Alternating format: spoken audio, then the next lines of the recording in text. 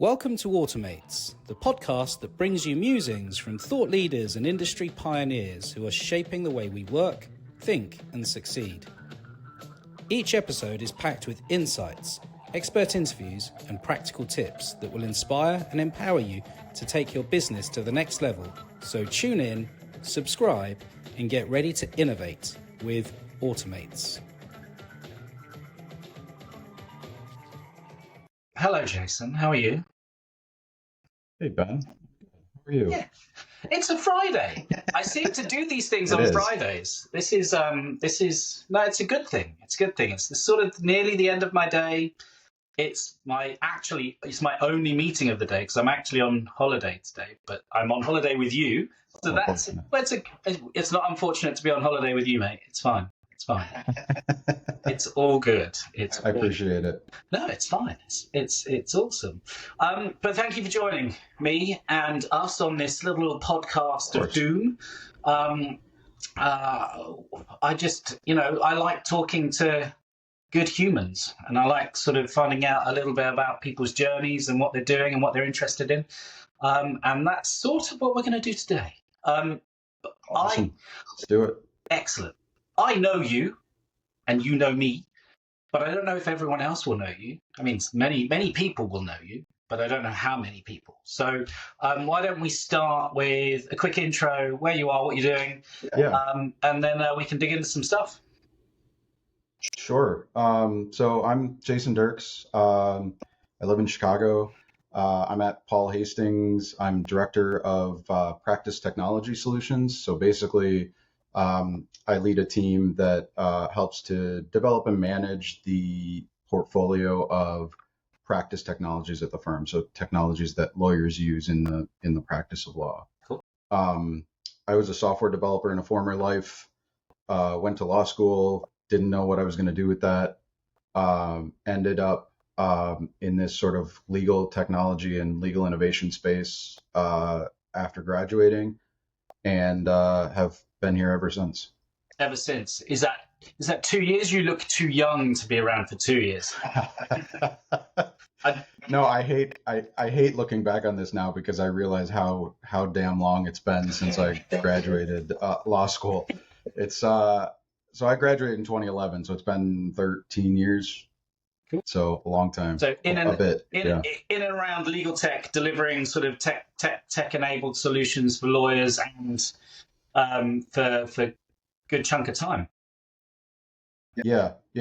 My longest stint was at Littler Mendelsohn, where I was helping to grow and launch a joint venture company that worked between the law firm and the law firm's clients to deliver employment law applications to HR professionals. So it would help the HR professionals navigate kind of basics of employment law so that the GC didn't always have to be worried about what they were doing. Oh, cool. But I think that's when I first met you, when you were at Littler, wasn't it? There's a long old time ago, Jason, a long old time. But you guys were both of us at prior gigs. But that's, so I always remember you guys sort of, that was when I was at HiQ, and you're not talking about using HiQ for the project that you were just referring to, but I always remember both Scotts and the team really driving the use of technology in a way that was slightly different, and you could call that innovative in that sense because of what you guys were trying to achieve and what you're trying to do. But you didn't call it innovation back then. But it was like it was just doing cool stuff.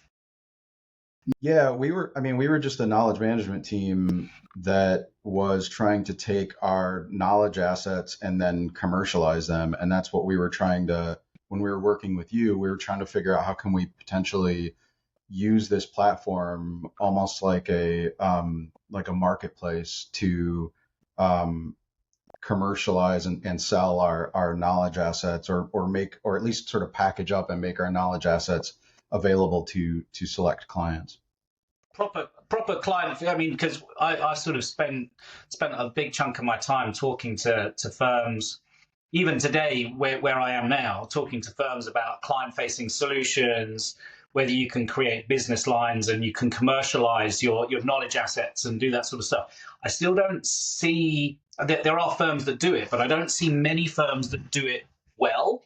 And I think there's that sort of, I think that's it's definitely rich pickings, I think, in terms of what firms have the potential to do, because ultimately law firms are in a knowledge game, an expertise game, and actually how you can, different ways of commercializing, different ways of sort of spinning up new ways of thinking and new ways of generating revenue is well, fairly standard. Well, yeah, totally. I mean, I wrote a bunch about this a few years ago, like productization in law, and um, you and I kind of bathe in this legal tech space, but like you said, in reality, law firms are a knowledge business, and the way knowledge is productized is as content. So in reality, the technology isn't ever really going to be front and center, because the real product, the real value is the knowledge. And so I think the impediment for a lot of firms is the mechanics behind getting all of that knowledge distilled, put together, and then offered up. It has very little to do with technology at the end of the day. It has a lot to do with I think the will and the logistics of the firms to kind of productize that knowledge and package it up in a way that's commercializable. Yeah. Talk to me about Paul Hastings and how your teams are structured and what kind of things you've been working on. Don't give away the secret sauce or anything else, because that would be terrible, and I'd get Paul, Mr. Hastings, or whomever coming to shoot me. But but yeah, talk to me about your team. What you focused in on? What do you care about? Yeah, so we're a little bit different, although I feel like I don't know if there's a standard across any law firm necessarily structure wise, but we have a practice innovation department that I sit in, and I look at kind of having three verticals within that department. We have technology, which is me and my colleague Christy Weisner, who handles a lot of the lit tech stuff. And then we have what I'd call a substantive vertical, which is our knowledge attorneys and our research services team, who focus primarily on like substantive questions or, sort of meaty issues of law. And then we have an economic tier or financial tier that really looks at the business side of the practices and helps our practice group leads and firm leadership understand how to run our various practices more like a business and manage people's utilization, availability, and that kind of thing. Cool. So we're divided in those pillars, and what I always tell people is, I think when we're functioning at our best, we are doing projects that kind of cross-cut all three of those pillars, because we're looking at the business side, we're implementing technology, and we're also deeply involved in the substance of whatever it is that we're applying the technology and the business structures to.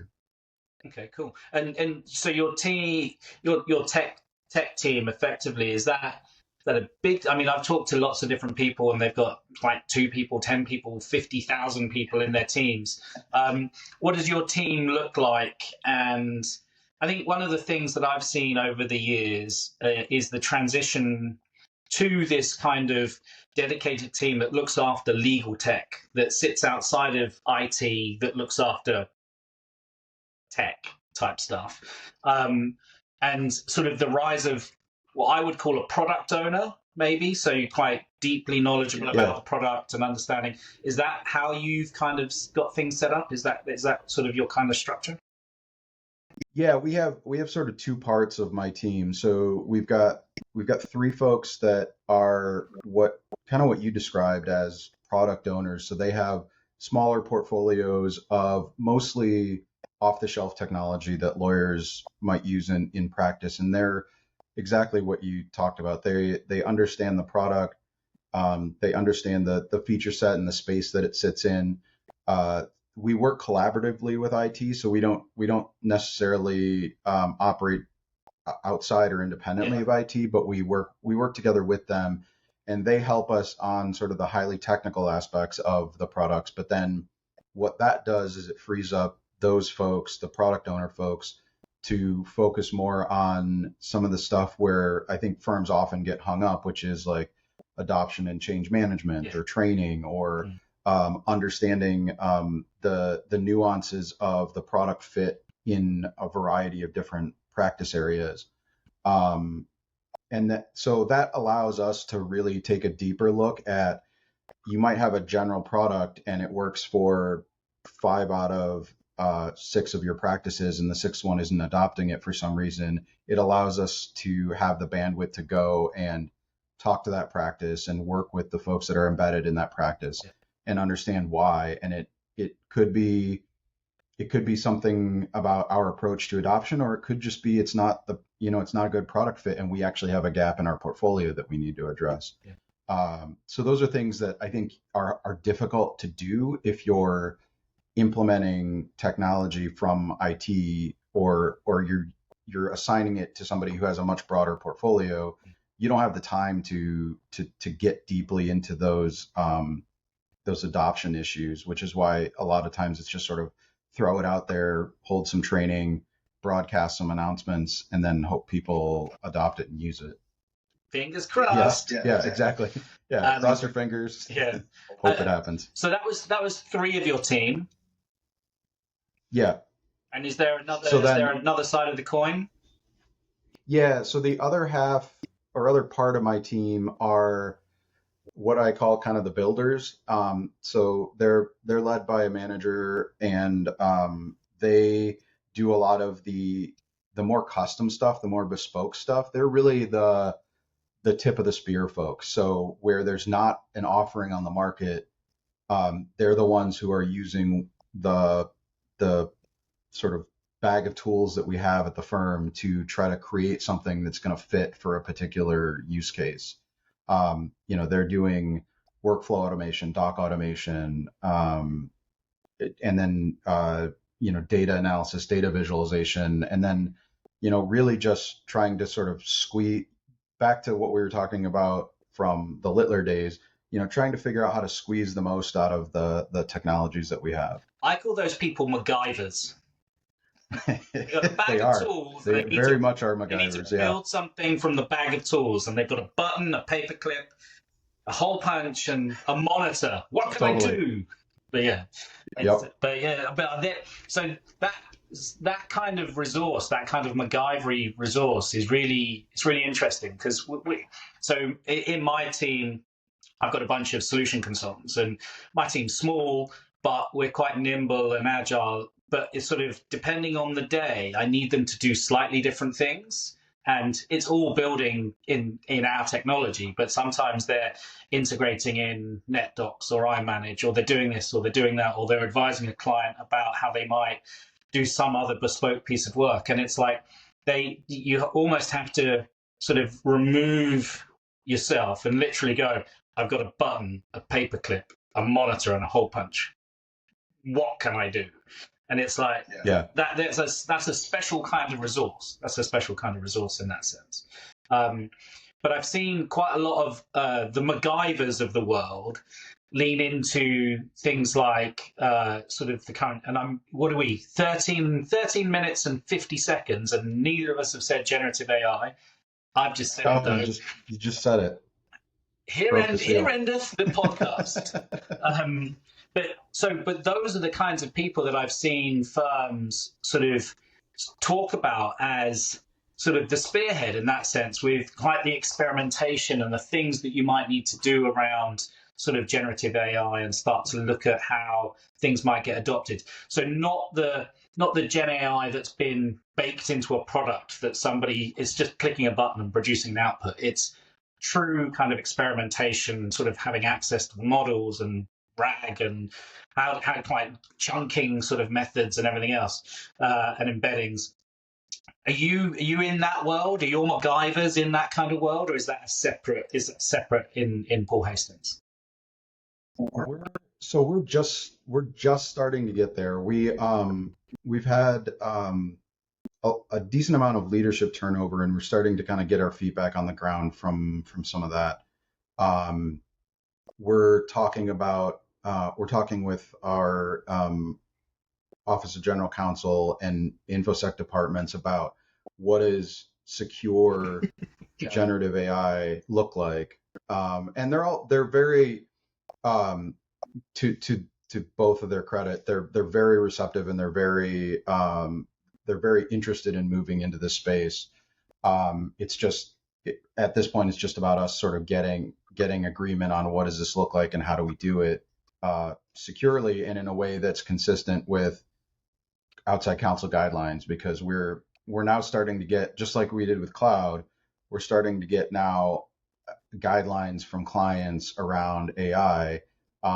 Some are well thought out and reasonable, and others, just like with cloud, are not real well thought out. Yeah. So we're kind of doing both of those things at the same time, trying to figure out what does it look like for us, and how do we also sort of do that within this context and grapple with some of these things that are coming in from clients. But when we do get that stuff in, we've had a lot of conversations about how this is going to work, and real simply, I just view that as another tool for that team, right? Because they've got a bunch of different tools that they've put together over the years. This is just another one, and to the extent that we can enable them to string those together in whatever combination they deem as the right combination to solve whatever the problem is that they're tackling, the more I can open that up for them, the better they're going to be, and the faster they can run with different solutions. I don't I go way the other direction when people talk about lawyers needing to code or lawyers needing to be prompt engineers. I mean, if they're a tinkerer and they want to do that, great, go for it. But I don't think it's a prescriptive thing that we should be necessarily encouraging, because anything you're going to build that's sustainable, you need people that are well versed and trained in that medium to care and feed for it. Otherwise, the thing's you're going to have bugs, or you're not going to be able to keep up with it, or the person that built it that's a lawyer is going to get busy with their actual day job, and they're not going to be able to take care of it. So these things need to live with a team that can actually take care of it. And that's why we recognize that. I think when we're using this, a lot of times it's going to end up living with that team. And that makes sense. So, and that sort of talks to something that sort of I was at a conference yesterday. I was chatting to some people who were on a panel, and they were talking about sort of the knowledge teams of the future. What does your team need to look like? You described some of your MacGyvers where they're good with Doc Auto, they're good with visualization and data, and they're thinking about sort of logically how they're bringing those things together. Have you? Clearly, if you're thinking about it, you're thinking about what that kind of team needs to have. And I can't remember who I was chatting to. I was chatting to somebody on the podcast about sort of their view, and it was something sort of the sort of, you can nurture what you've got and achieve quite a lot. You don't necessarily need a whole bunch of new skill or new capability, because you lose the people that work inside of Paul Hastings. There's a cultural understanding of how the teams work and what happens, and that's almost as valuable as the raw data, as the foundational aspect of what you've got, to interpret it and to sort of then layer on this sort of transformative tech that sits across it. But what are your thoughts on the team of the future that's looking after this? Is that sort of another thread to your team, perhaps, or is that another team that sits above it? I mean, I guess my view on this, I don't think really changes from what it's been for a while, which is the law firm of the future that really is forward thinking. And I think a lot of people, I don't know how controversial this is, but a lot of people have talked about having cross skilled teams, or cross knowledge teams that cut across the different types of professionals that you have. So not just lawyers, but having, knowledge professionals, having technical experts, even having, marketing people or business skilled people sort of on a team. Those to me, that's to me the sort of legal service delivery team of the future is having people that have disciplines in specific areas and recognizing that to really offer robust services to our clients, you want that cross-disciplinary skill set. It's not all about the legal necessarily. It pivots around that, but these other people, these other professionals are experts in their disciplines for a reason, and you should rely on that expertise as well, in addition to the legal substantive knowledge. That to me, that's the team of the future. And sort of that makes sense. So you sort of, I always look at, I think back in the HiQ days, we did. In fact, it was Stuart Barr, but he did a webinar, and it was like something like law as a team sport. And I've always got this image of sort of an aerial image of a Formula One car that's come into pit stop, and you've got the guys that are doing the wheels, you've got the guys that are doing the fuel, you've got the guy that's lifting the front, the back, and everything else. They've all got a very specific expertise. And actually, you need all of them to do a successful pit stop. You can't do it without that. And to your point, you do need go-to-market business professionals. You do need IT. You do need the legal. You do need sort of a breadth of experience that sort of sits there that is driving a thing forward. So no, that makes complete sense. We exchanged a few notes before the session, so I'm going to move on to one of the things that we were chatting about, and it's the idea that the rise of the innovation team, and the innovation team almost sort of coming sort of full circle in that sense, and almost being an impediment to actually getting sort of technology into firms, but sort of getting the best out of those technologies that you do get into firms. So when we were exchanging messages, what did you think about that? What do you think about the sort of the innovation team being a sort of a challenging sort of space now, where we are?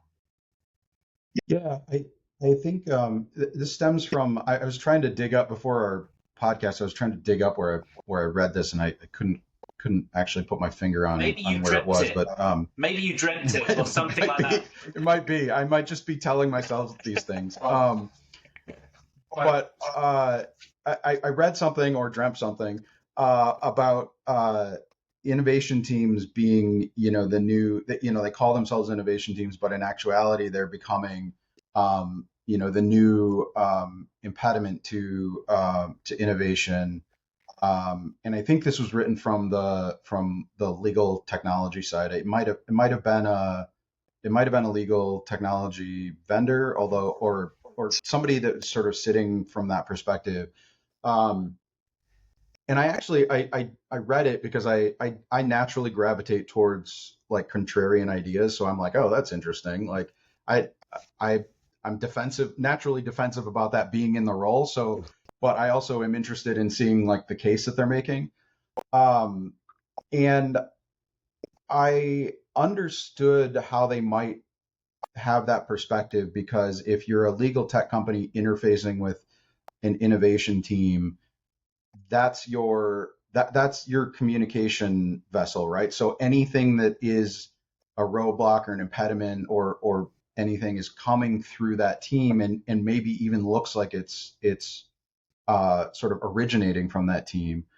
But I think in reality, a lot of these innovation teams are really just, they're caught between the legal technology vendors and the sort of mechanics and logistics inside the firm. And law firms are really complicated places, especially on the support side, the staff side. They have varying maturities, levels of maturity across the different, the different operational disciplines. There's a lot of, because of the ownership structure, there's a lot of politics involved. And so I think in most cases, probably what vendors are seeing is just the consolidation and sort of manifestation of the stuff that's more broadly in the firm through the innovation team. It's possible that there's some innovation teams out there that are creating their own special bureaucracies that now you got to get through that as well. But I think most of the people that I've ever talked to in this space are really they just want to get shit done.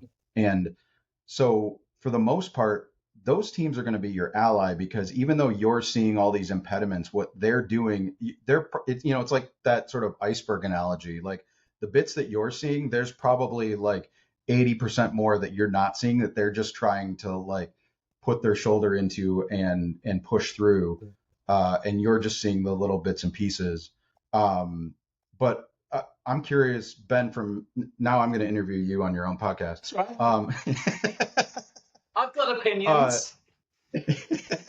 So from your perspective, from the vendor side of things, I mean, what's your experience working with innovation teams versus working with maybe firms that don't have innovation teams, and you've got to sort of do some of the navigation yourself?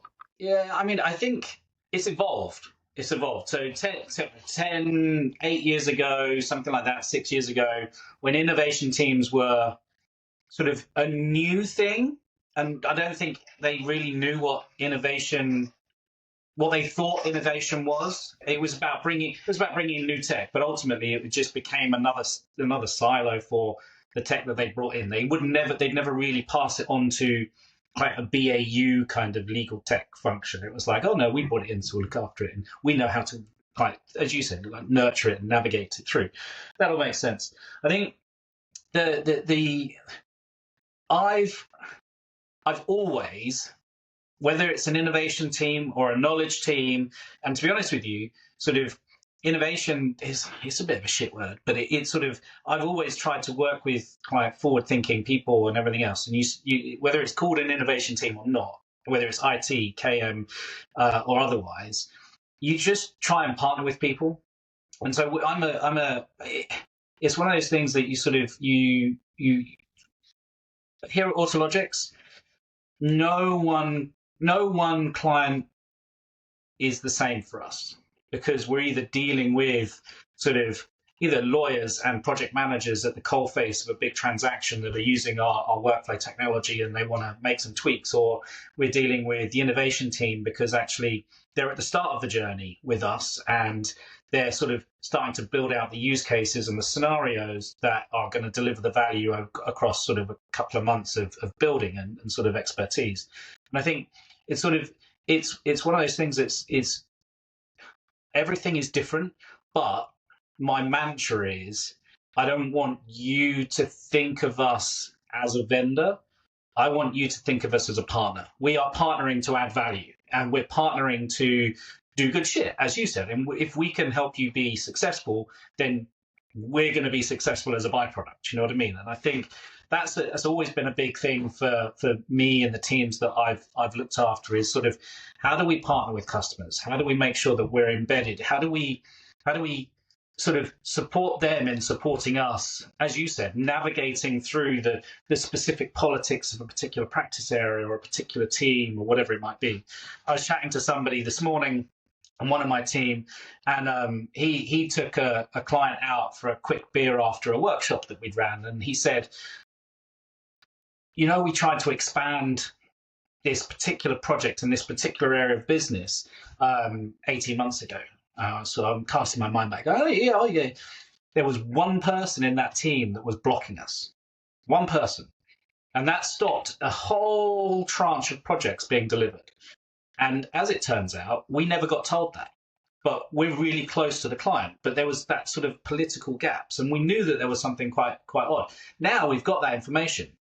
And actually it doesn't matter because that person's moved on. But actually now which is good, but as you start to build up trust and as you start to build up that kind of thing, you then go, okay, well, Bob is in the way. He's not Bob, by the way, because that would be a bit weird. But Bob is in the way, and actually, how do we sort of support Bob? How do we help Bob understand what we're doing and why we're doing it? All those sorts of things. So I think is sort of, whether it's innovation or otherwise, you got to partner with people, and it's that sort of understanding, and it's sort of not, nothing is too big and nothing's too small, but it's like you got to make sure that actually you're at the table rather than a phone call after the table. You know what I mean? Or meeting. Yeah. So I mean, I completely agree with you. I was just having this conversation with somebody else about my perspective on technology selection has taken a 180 in my career since I got into legal technology. I mean, I came from software development, so I feel like my perspective has always very much been tech centric. Like I start with the technology, and everything else is sort of peripheral to the technology. And since I got into this area and these roles, I've really come around on how important it is to have a good, solid relationship and a good working relationship with your legal technology partners. And I think sometimes that word gets overused or gets thrown around in sort of a pithy way, but I actually really believe in it, to the point that when I'm looking at technology, I'm looking less at the technology itself, and I'm looking more at the people and the company behind it. Yeah.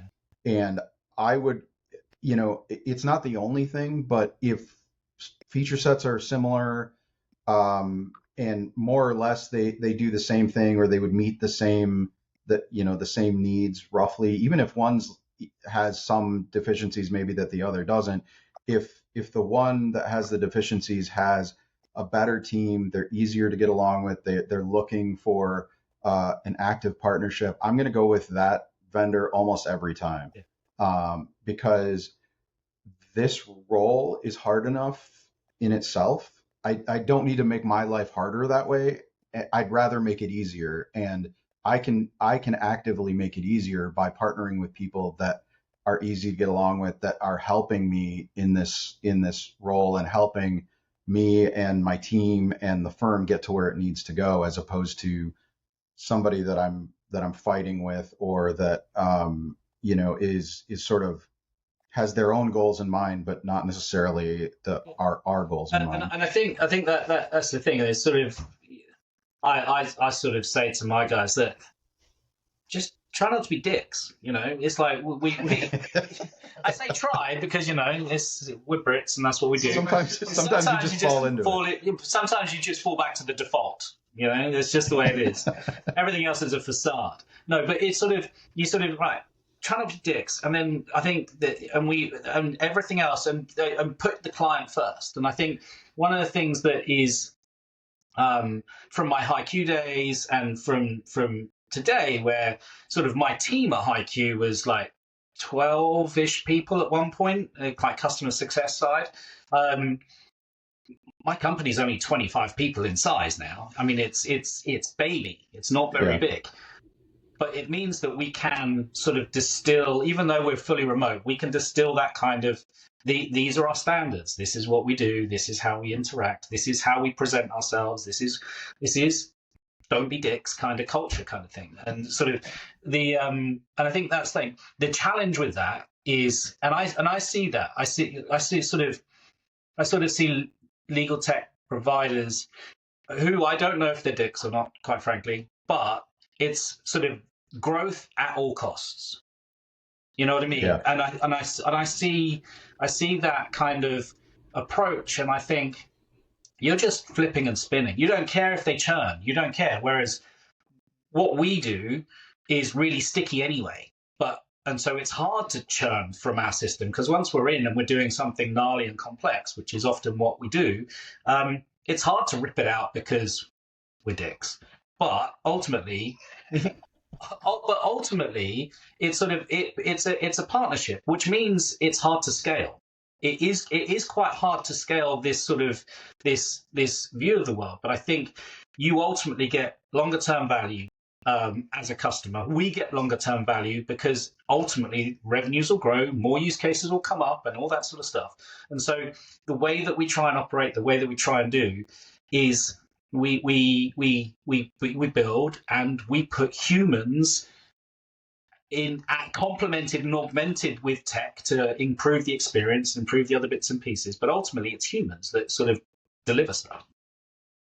Totally. And honestly, like what you're describing, I think those are different. I think they're fundamentally different business models at the end of the day because so I read Jason Fried a lot, who he started a company called Basecamp. He writes a lot of books on business, but also writes on LinkedIn a lot. And he's sort of this counter voice to the Silicon Valley sort of grow, 10x, Yeah. yada yada, whatever. I mean, whatever Silicon Valley buzzwords you want to throw in here. But that he's sort of running a business that's very intentionally counter to that. He wants slow growth. He wants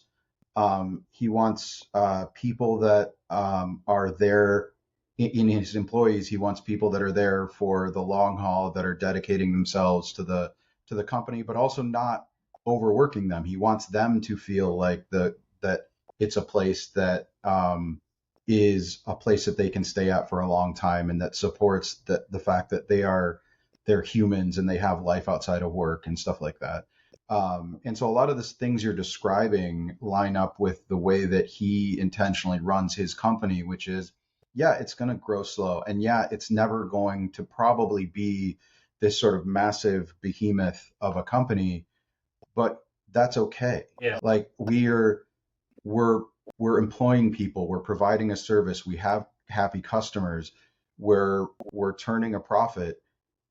What's wrong with that? Like why it's not enough profit? Like what, like who at the end of the day like makes those decisions, right? And so ultimately if you're running a business the way that you want to run it, and you're engaging clients the way that you want to engage them, and the business itself, all the numbers are lining up, people are getting paid, and you're making enough money for whoever the owners are of the company to be happy, who's to say that's the wrong way to do things? Definitely.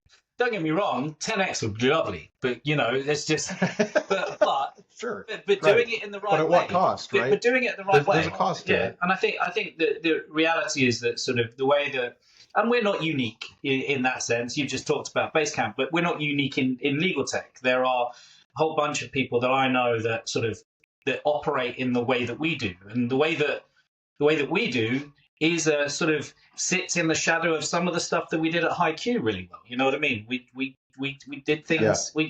We did some things sort of badly, but we did some things really well, and we fostered and created that sort of sense of community and trust and collaborative, ironically collaborative kind of engagement with your customers.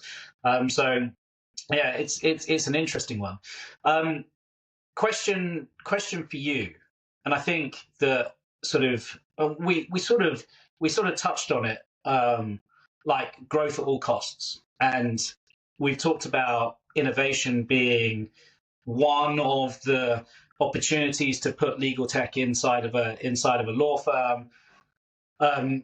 Long gone are the days. Well, in fact, not long gone, but long gone are the days where a partner would walk up to an IT director and say, I played golf with Billy, and I've just bought a bit of kit that you need to implement for my team. I mean, that I haven't heard that happen a lot, but I have heard examples of that. So probably 5, 6, 7 years ago, we at HiQ, we had a sales guy that actually sort of took that approach and started selling. Tried to sell HiQ into the partnership, into senior lawyers, rather than going through IT and everything else. And I think there was one particular firm that told him to stop it in a very firm way. and ultimately Yep. meant that they didn't buy from us for a good couple of years. Um, have you seen like the growth at all costs kind of scenario? Have you seen sort of organizations, we won't name them because we're not terrible humans, but have you seen organizations sort of start approaching and push that narrative of actually IT, knowledge, innovation? They're not the buyers of the tech. The buyers of the tech are the people that pay the bills, and the people that pay the bills are the partners. Yeah, it's funny. I have I've seen that, and I think I don't know for certain, but I have a suspicion that it might be related to that issue we were talking about earlier, which is maybe the perception that that the innovation teams or the knowledge teams or whomever is the sort of running point on acquisition of legal tech, that they're the impediment. And if you just can get traction with somebody else, maybe you can get things in the door. Um, that that may be true in some circumstances, but I think a lot of times if you get traction that way, I mean, this goes back to the other issue we were talking about, which is like getting sort of deeply connected with your customers. And if you're taking that route, you might still get it in the door. That I mean, that still happens. There's a partner, if it's the right partner, gets a hold of something, talks to the right people, it becomes a priority and it gets jammed in ahead of other priorities. Um, but what maybe the legal tech companies aren't seeing in that is that all of these other things are almost always priorities that are articulated from firm leadership. So if we're all working on priorities from firm leadership, where do you think the attention is going to go when we have this thing jammed in from the side? Do you think we're going to focus on that, or do you think we're going to focus on the stuff that we're getting from firm leadership? Yeah. So it might get in the door and it might get to this partner, but you're not going to get a lot farther than that because all of these other things are our ultimate boss is asking for all of these Yeah, things. So exactly. those are the things that we're more accountable for than this other thing that was sort of a last minute ask. So at the end of the day, it's not a very good long-term play because you're you're getting it in the door, but then what, right? One partner has it, or one small sort of legal team has it, but what's your growth strategy at the client beyond that? Yeah. And if you're not working in harmony and in conjunction with the client's strategy, then you're just going to languish out here in this little pocket of adoption, and it's not going to go anywhere. Yeah, I think it's sort of there's a. I mean, I've sort of heard it, I've seen it, I've not seen it successfully done when I was at IQ, but you see the impact of it. I think there's always I think that maybe it's slightly different here in the UK. I mean, I don't know. I've not canvassed my peer group really to see what they do. Obviously, in order to sell something, you need influencers, you need stakeholders, and you need the buyers. You need lots of different, not stake, lots of Yeah, individual stakeholders to be part of the success of getting a piece of tech through the door. And I think, as you said, one of the risks is that one of the most important stakeholders that you're sort of intentionally bypassing or bypassing as a product of your strategy is the people that's going to give you the most growth in the future, which is the legal tech team, the innovation team, and driving it. sure. And it's sort of Yeah, and I mean, this sometimes it can happen either intentionally or accidentally. Like it, and I recognize that. Like we're we're becoming a bigger community. There's all sorts of events that are happening. People get connected with other people in a number of different ways. Now you've got a lot more former like associates or former lawyers at law firms spinning off and starting things and then reaching out to their peer network, which happen to yeah, be usually other lawyers at that firm or other firms. And so a lot of times stuff will come in that way. And a lot of that stuff I don't think is necessary. They're not intentionally going around the proper teams. They just don't know who those teams are, or they're working the network that they have. Yeah. But the conversation I have with those teams is very different than the conversation I have with the teams that I know who we are and know that we're the proper channel. Because them, it's more of an education. I'm like, okay, I get it. Just let us know, because we can help. When you're talking to this attorney, we can help put this in context, and we can help that attorney and you and everyone understand, like, what is this sort of, everything's competing for resources, right? So what is this competing with from a resource standpoint? And if this is really a game changer for your practice, how do we tee this up in the best way possible? Without that context, it's going to be really difficult to bring whatever that thing is in. That's a very different conversation than the ones that are trying to find a way around because they view us as an impediment. That what you're saying is it really does impact the relationship and harms the relationship, particularly if you've got a team that looks for technology companies to build a relationship with. It's a pretty big faux pas from that standpoint, and like you said, that doesn't surprise me in the least bit that it drew out that potentially developing that relationship for multiple years. Yeah, no, it is always a challenge. And this isn't, I just almost said one quick question, but this isn't a quick question. I was at a conference yesterday, and the keynote speaker was talking about how everyone's in a rush at the moment to sort of deliver things and like get things done and move on and sort of blah, blah, blah. Like, let's be more productive. Let's do this, and drift in. And I think she was making the case that actually in legal, it can be really dangerous to oversimplify something, because legal is complex. There's relationships, there's balances, there's different clients who want different things. As you said, there's sort of in-house counsel giving you guidelines on how to operate, what you can use, what you can't use. What does that look like? So you're managing that myriad of things, but equally sort of, I think the rise of sort of cloud and SaaS technology and sort of delivering a thing in a way and saying, this is how you do X, and people buy it and they have to change and adapt, and there's a whole bunch of things that goes on. What's your take on sort of the oversimplification of sort of like tech within legal? Is there a place for sort of the complex world? What's your thoughts? Yeah, that's there's a lot there. I think definitely not a simple question.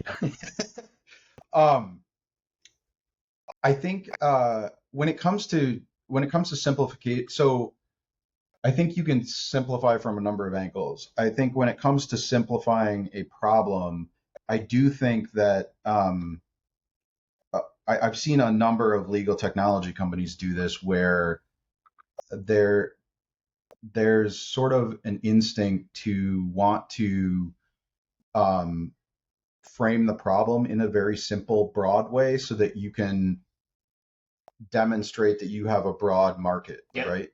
But in a lot of ways, what that does is it really gives short shrift to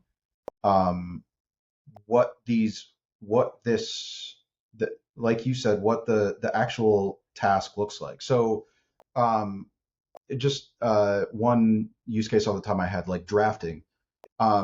You could say you've got a great technology for legal drafting. Well, but what kind of drafting are we talking about? Are we talking about contract drafting? Are we talking about drafting, in litigation? And if you're drafting in litigation, what phase of litigation are you talking about? What type of drafting? And they're very different types of drafting, and you're looking for different efficiencies within those workflows because they're very different workflows. So when you say that, I think you may have a market for that. There may be maybe practices that don't sort of specialize in some of those things maybe could use that, and maybe it'll work. You know, maybe you bring something like that in and you use it for, I don't know, 50% of your lawyers, or Yeah. 30% of your lawyers or something. But the problem comes in when you're selling it as like every lawyer can draft with this, and then in reality your expectations are here when they should be here. Yeah. I don't think there's a problem bringing something in that may have a limited audience, and then you sort of bring it in, you kind of figure out what that audience is, and then you move on and say, okay, now I got a gap fill. That goes back to what I was talking about in terms of how my team functions. But you've got to acknowledge that what you're bringing in may not work for everybody. We know it's going to work for this group. It might work for this group. It's probably not going to work for this group. And so you bring it in and you sort of see how it works with everyone, and then you figure out what your gap is from there. As opposed to the other way, which is sort of you bring it, you buy the marketing hype and you bring it in and you say everybody's going to use this. And then a lot of times what I see is people point the finger at the lawyers for not using the thing. Like they don't want to change. They don't want to, because somebody's bought it. You know, you got to get return on your investment. Right. But in a lot of cases, I don't like when people blame lawyers for things, because in my experience, yeah, sure, there's some lawyers that don't want to change, but a lot of times they want tools. They want their job to be easier. They want anything that's going to help them. But in a lot of cases, what you're trying to sell them isn't going to help them. Yeah. And you've got to be open to that as well as a professional on this side of things, and say, I maybe I misjudged that. I need to figure something else out. Yeah, definitely. I think that the sort of the complex nature, the nuances, the intricate sort of expertise required to deliver sort of like a full service firm like you guys or otherwise, you sort of multiple practice areas doing multiple things. It's like it's very difficult to sort of throw in a single piece of tech that does a thing. It might do a thin slither of that, but yeah, no, it's an interesting one. It just resonated. The lady was talking, and it resonated as a challenge that we face, quite frankly, in our business, in terms of we often are deployed in one of two ways: a very simple, standard, set forward process that is sort of structured and always running and everything else, or we're deployed to solve for a single big complex transaction that's going to last a year.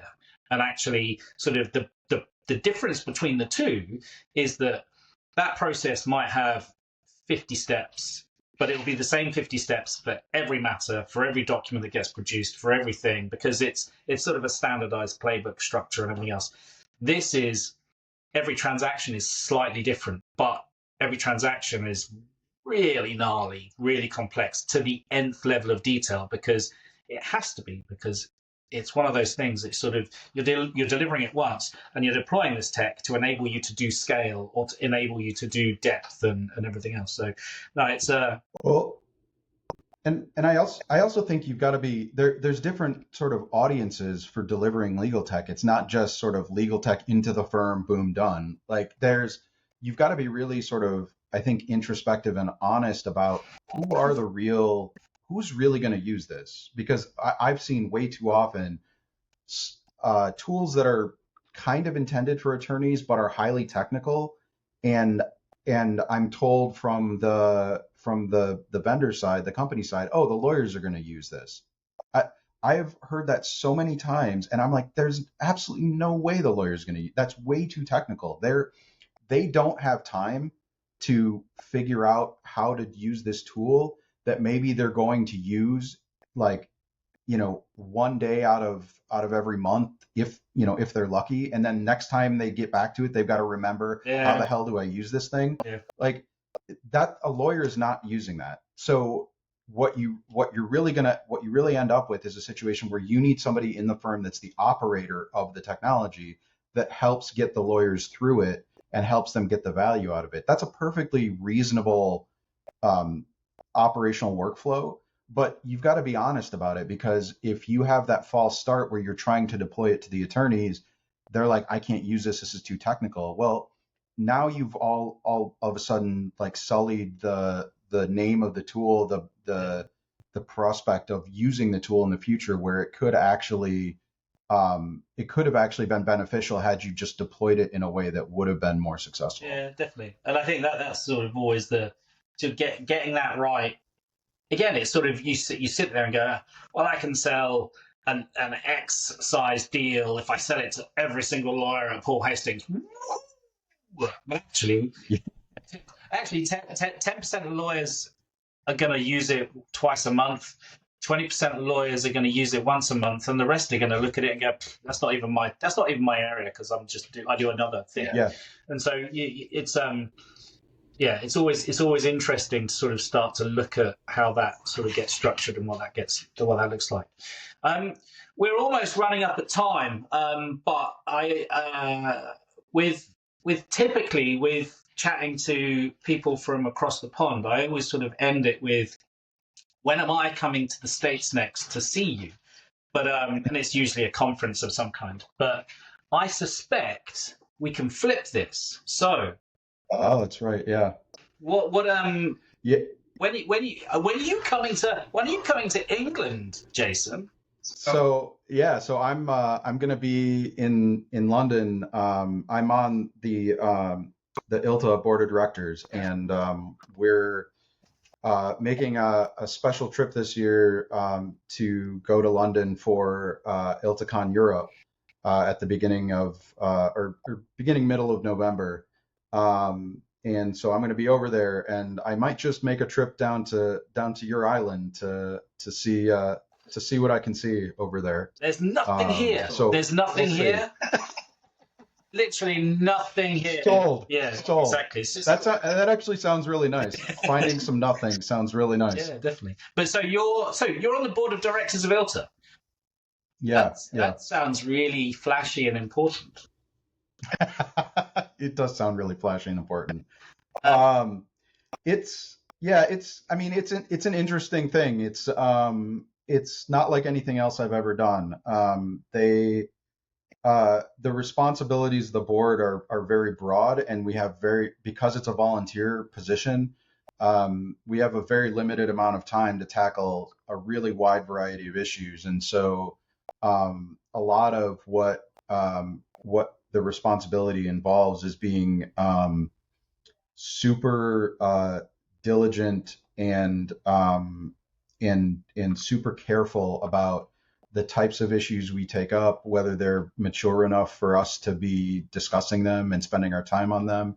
And then when we spend our time on stuff, making sure that we're efficient with our words. So not saying anything that doesn't need to be said, or not repeating something that somebody else said, and only contributing when it actually moves the conversation forward. So it's really it's an interesting job, I think. Yeah. But it's fun, and it's challenging.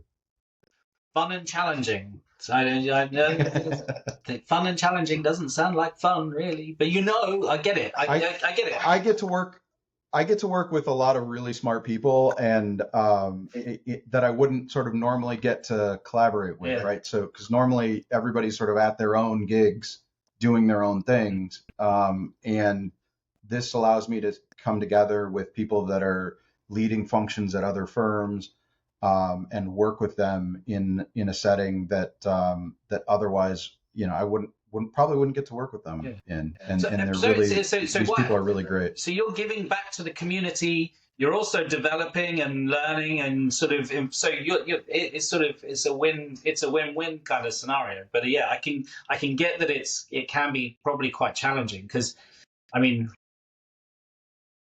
Paul Hastings is paying you a good salary, I'm sure, and then you're also volunteering to do something else, and then you're doing this, and I think it's sort of. But I think all that kind of thing, and I think I've said it before. I love ILTA. ILTA's awesome in terms of the organisation, what it stands for, what it's given to me, frankly, from a sort of maybe not career, but just sort of the relationships that I've built through sort of attending ILTA events and sort of going through that sort of stuff. And I think it's been a big part of my career progression, really, in terms of, and maybe not progression, because I mean, I'm still the schmuck that sort of started at HiQ back in the day. I've just got more grey hair. But I think, but it's definitely, well, it's introduced me to people like you, and and sort of half the people that I speak to is people that I've met at ILTA and people that I call friends rather than sort of clients, partners, whatever. That's what happens.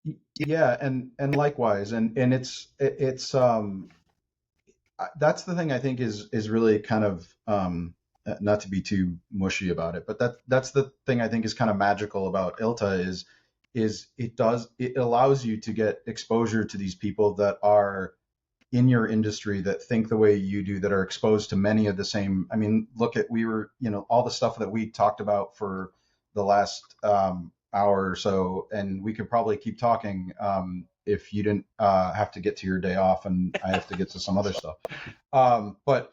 But yeah, I mean, it gets you exposed to those people in a way that otherwise you wouldn't be able to. It gets you experience that maybe you don't have an opportunity to get at your day job, or or just gives you a forum for being with people that are experiencing your own challenges and having a little bit of therapy over a beer or something like that. Makes sense. Joy.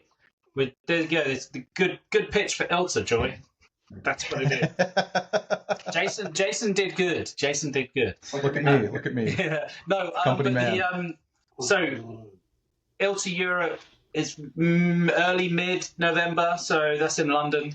You don't have to say the date. It's not like it's a book that you're trying to sell. It's fine. I'd have to look it up. But yeah, it's like early mid-November. It's, I think, that second week in November. My dog just barked for the first time on the podcast. She's an annoying. So when we got her, her name's Sadie, by the way. When we got her, I used to call her Dickhead Dog, because that's what she is. Jason, mate, thank you very much for your time.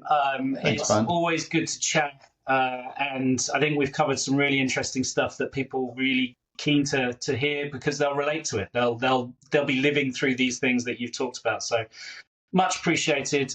I hope so. Well, otherwise it'll be the worst episode of Automates ever, and just we'll get the maybe feedback. That's possible. I just looked it up just so I don't get in trouble for not saying the dates. It's November 13th and 14th in London. Rock and roll.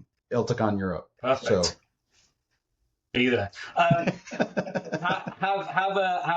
a great weekend, buddy. And Thanks. hopefully see you next month. Have a good day off. And we'll take it easy.